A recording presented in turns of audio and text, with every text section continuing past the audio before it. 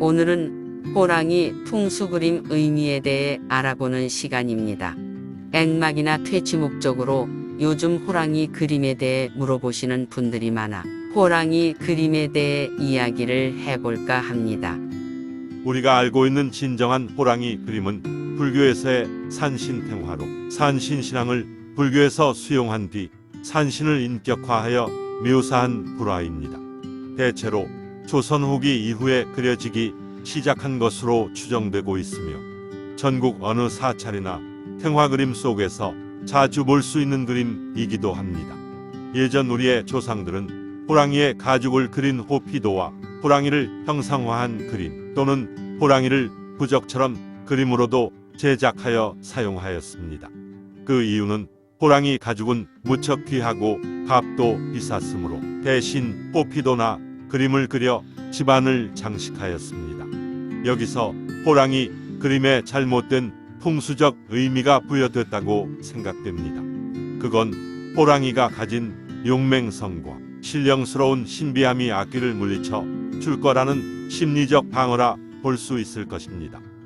호랑이는 다른 부분으로는 벽사의 의미로 사용하는 그림으로 간주하는 경우도 있습니다. 벽사란 사악한 기운을 물리치는 기운을 말합니다. 호랑이 그림이 일부 벽사로 사용된 이유는 기를 중시하는 동양에서 호랑이의 기세를 빌리기 위해 사용했습니다. 그 중에서도 관부에서는 관부의 권위를 나타내기 위해서 사용했으며 무술 도장 등에서는 힘을 나타내기 위해 사용하기도 했지요. 우리나라에서는 특히 집안의 애군이나 돌림병 혹은 호환 혹은 저주나 삿된 방문의 효력을 중화시키고 무력화시키는 일종의 부적으로 호랑이 그림을 걸어 두었던 것입니다.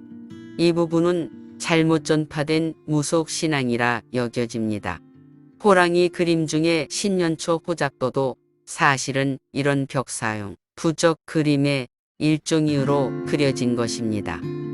풍수학에서 그림으로 호랑이를 분석할 때는 금수형 동물 중 가장 대표적인 동물로 간주합니다.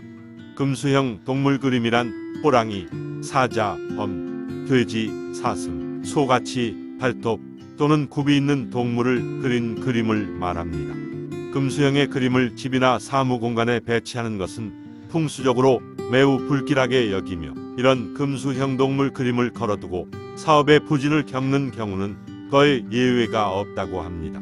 금수형의 그림을 걸어두면 뇌파가 배타파, 심지어 그 이상의 뇌파가 올라가게 되고 시각적으로도 감정의 기복이 매우 커져 사업의 부진은 물론 가족 구성원 간의 다툼이 잦게 되고 가족 구성원 중 일부는 병마에 시달리기도 한다고 합니다.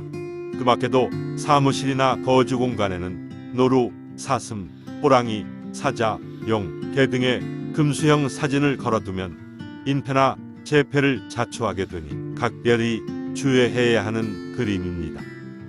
풍수와 명리학 등 동양 철학에도 이런 이치가 적용되곤 합니다.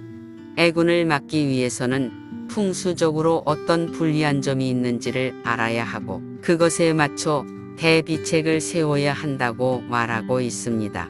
그래야 사는 사람의 마음이 편해지고 생활 주변의 기는 비록 눈에 보이진 않으나 운명에 영향을 미치니 사람의 기와 조화를 꾀해 보다 큰 풍수적 효험을 얻도록 해야 하는 것입니다.